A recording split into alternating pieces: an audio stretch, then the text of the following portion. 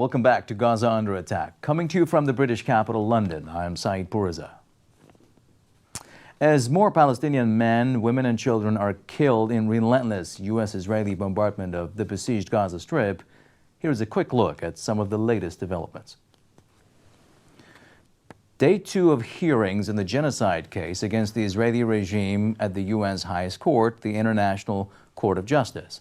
The legal team representing the Israeli regime have blamed the Palestinian resistance group Hamas for the suffering of the civilians in the Gaza Strip and say the allegation of genocide against Israel is baseless. It also says the ICJ has no jurisdiction to order the Israeli regime to halt its ongoing massacre of Palestinians in the Gaza Strip.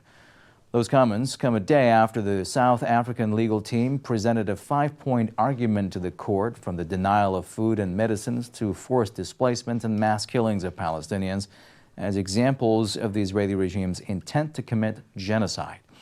In another development, joint U.S.-UK airstrikes on Yemen. Ansurullah resistance fighters have condemned the strikes and warned the U.S. and U.K. should be ready to pay a hefty price. They're also saying the attacks on Israel-bound ships in the Red Sea aimed at forcing Tel Aviv to stop the bloodshed in the Gaza Strip will continue. And the UK gears up for yet another national Palestine solidarity demonstration, calling for the unfolding genocide in the blockaded coastal enclave to stop. According to Gaza's health ministry, more than 23,700 Palestinians have been killed in the world's largest open-air prison since October 7th, among them at least 10,000 children. Joining me on this program, NHS surgeon and political analyst Dr. Ranjit Brar, and via Skype from Johannesburg, South Africa, Mohammed Desai. Mohammed is the executive director of Africa for Palestine and the co-founder of BDS South Africa. Gentlemen, thank you for joining me on the show. I'll start with you, Ranjit. 2 days of hearing at The Hague at the ICJ. Your reflections on what you heard. Thanks, Said. Good to be with you. It's been, for me, incredibly powerful and moving testimony, which in a sense surprised and shocked myself.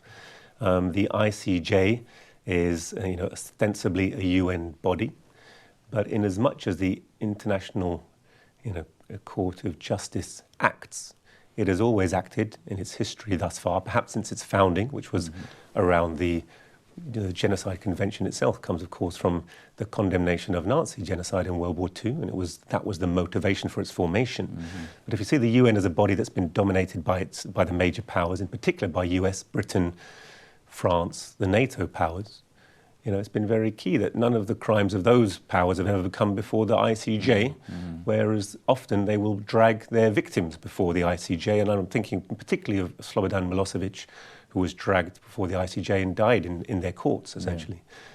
So I didn't expect much of it, but actually to see the very powerful testimony, to see South Africa's Justice Minister come and speak on behalf of the international community. We know that more than 150 nations in the General Assembly of the UN have passed resolutions condemning and calling out Israel's genocide and demanding a ceasefire.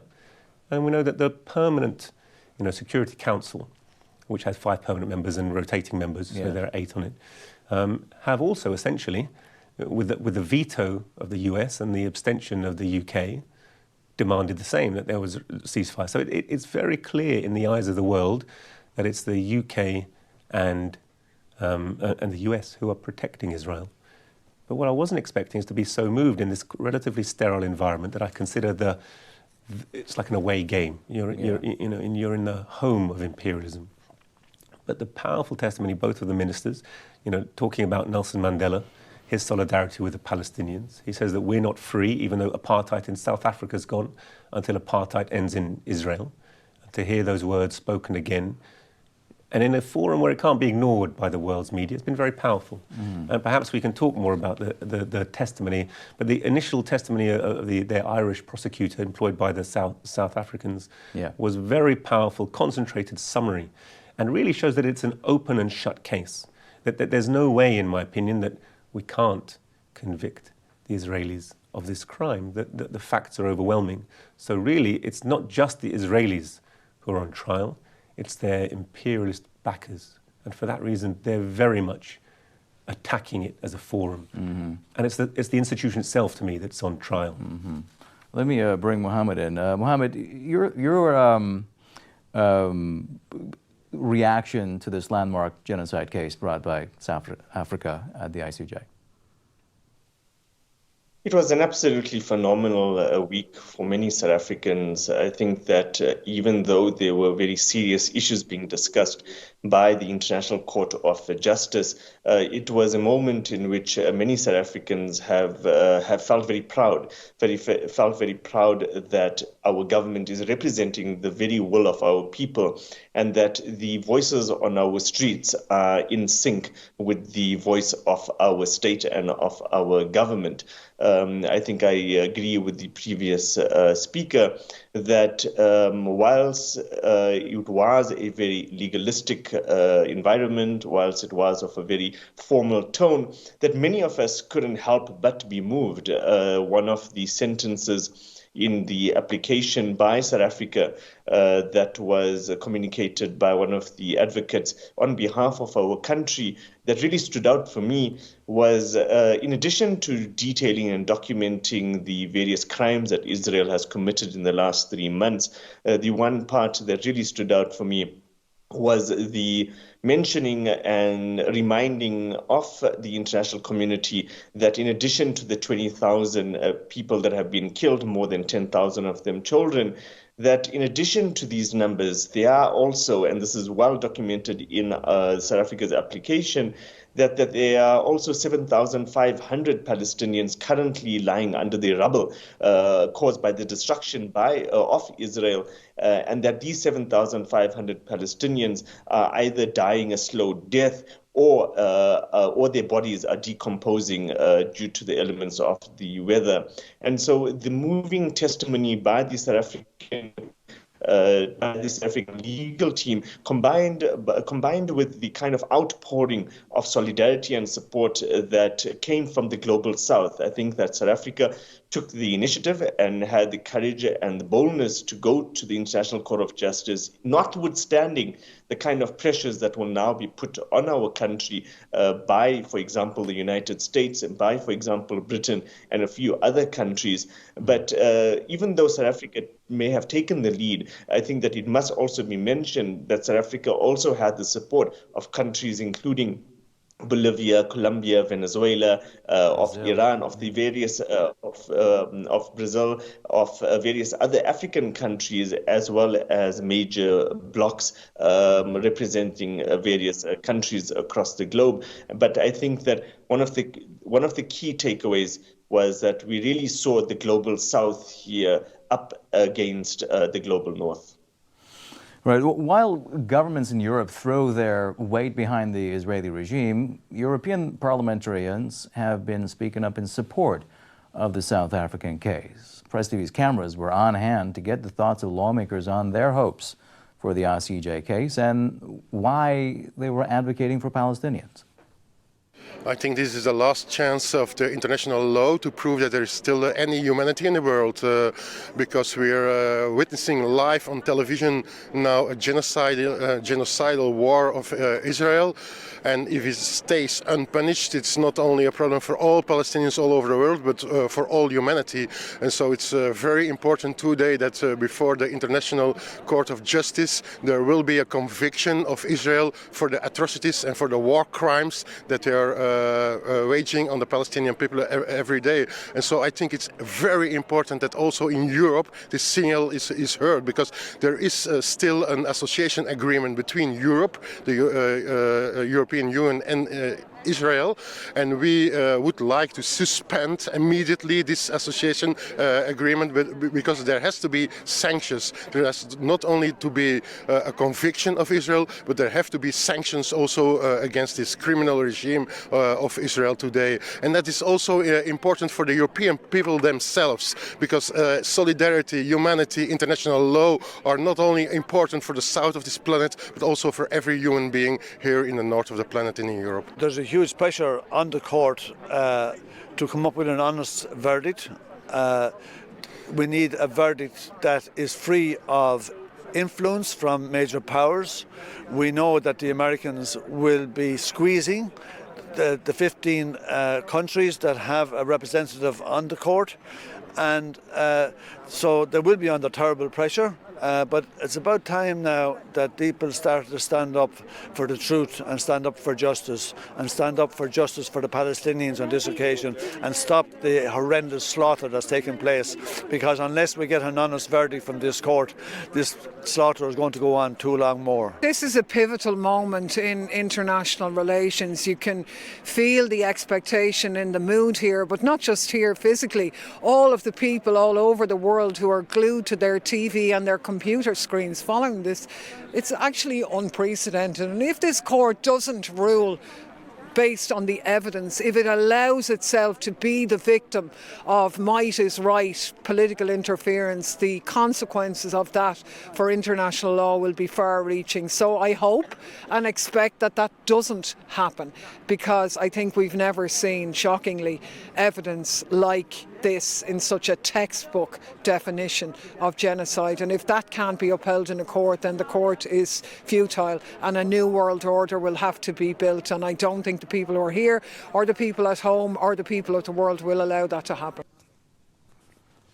Some of the MEPs speaking to press at The Hague. Dr. Brar, Israel's defense is ostensibly Hamas made us do it. That certainly doesn't hold water. It doesn't hold any water at all. There's been overwhelming pressure from our politicians, press, media, talk TV's presenter, Piers Morgan as being an absolute classic example of someone who has been covering this very extensively, interviewing people, and very deliberately bullies people into trying to condemn Hamas. Yeah. So they're doing a few things. They're conflating the Palestinian population as a whole, all 7 million of them, with a resistance organisation. They're conflating terrorism with actually a democratically elected organisation. Let's not forget Hamas are the elected government of the Gazan people. And on the other hand, they're using the fact that our government has criminalised this democratically elected organisation, which is a resistance movement of an occupied people who therefore legally have the right to exist. It's using the fact that our government has made them illegal, to put them on the list of outlawed organisations, and therefore to express your solidarity puts yourself at risk of persecution. And they've begun to do this in our country. You know, so you mentioned the British government having proscribed Hamas. What do you make of the government's refusal to support the South African case at the ICJ, although they provided 18 or more pages of legal arguments supporting Gambia's similar case against Myanmar in the Rohingya massacre of 2017? Well, it's obviously, in a word, hypocritical. But it's hypocritical based on the really existing economic and power relations of imperialism. So what underlies our country's support of Israel is the fact that Israel is an unsinkable aircraft carrier in the Middle East, which is part of the way in which Britain has tried to rule the colonies, or neo-colonies, it acquired since World War I in the Sykes-Picot Agreement. So it does uncritically support the genocide. That's the reality. It's always tried to step back and claim it's above it, and it's difficult to make out what's happening. But in every way possible, Britain, of course, supports Israel. And it's that's being exposed, not just Israel as the perpetrator of genocide, as being seen more and more. How can you wipe out physically 1% of the population, injure physically 4% of the population, put the entire population at threat of famine, very really, imminent threats to the population, stop, bomb their schools, mosques, hospitals, all these things. How can you do that and support it? Well, they do support it because their aim is a bigger one, and that is extracting loot and wealth and resources from the entire region of the Middle East, and that's why they support it. And those are facts those judges are expected to take into account as they do their deliberations before issuing a verdict. Mohammed, how do you think this case at the International Court of Justice has impacted global public opinion against Israeli actions?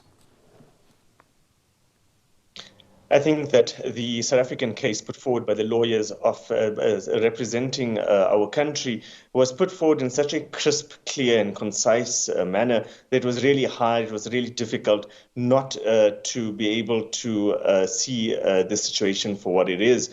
I think that on the other hand, the case that was put forward by Israel was a really hopeless one. I think that for example, in South Africa, for the next few hours after the court case, the number one topic that was trending in our country on the social media platform Twitter was where's the evidence? People in South Africa really did not find the Israeli case convincing. And I think that this is a message that many others around the world, around the globe, were also seeing. All right, Mohammed, you have frozen up. It looks like we've lost Mohammed once again. We'll try and get him back on. Perhaps I can put the same question to Ranjit here. I asked him about how the case has impacted global public opinion, but I would like to ask you how you think global public opinion has helped bring this case about. I think it's so clear that the vast masses of humanity stand with the Palestinian people and have their sympathy against this genocide. It's always been the case that the media in our country has been very tightly controlled. The era of social media, although social media platforms themselves are very tightly controlled and censored, has allowed very compelling, direct footage which speaks above and beyond words and knowledge and historical understanding of the case very directly to people. A picture speaks 1,000 words. It can do. And of course, pictures can be manipulated and tell lies, but there are so many obvious pictures. Children running in the streets and being shot in the head. Pregnant women being shot dead with their children running away. People being dragged from the rubble. Hospitals. In the court case yesterday in the ICJ, there was a picture given of the Médecins Sans Frontières surgeon from northern Gaza who'd written, they can't do any operations anymore. They'd wiped their operating board clean. As a doctor and a surgeon, I'm very used to these boards where we're listing the cases we have to do for the day. They wiped it clean and said, tell the people we've done what we could. Wow. And then they told you that same board 2 days later when the hospital had been struck and the doctor who wrote that had been murdered. All right, so the evidence of genocide is overwhelming. The pressure is overwhelming. The Labour Party, which stands with imperialism all along the line, and throughout its history it has done.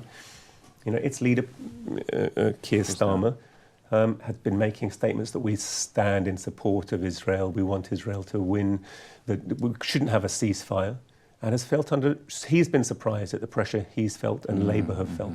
So there is tremendous public pressure which is impacting on our politicians, and yet they feel themselves to be in a bubble where they're not really responsible to the people. We saw that with the Iraq War, when 2 million people came onto the streets and they were sending, Tony Blair sent the bombers over their heads as they were marching. But there's something slightly different. I was at the demonstration of 1 million people on the 11th of November here. It's the biggest demonstration since the Iraq War.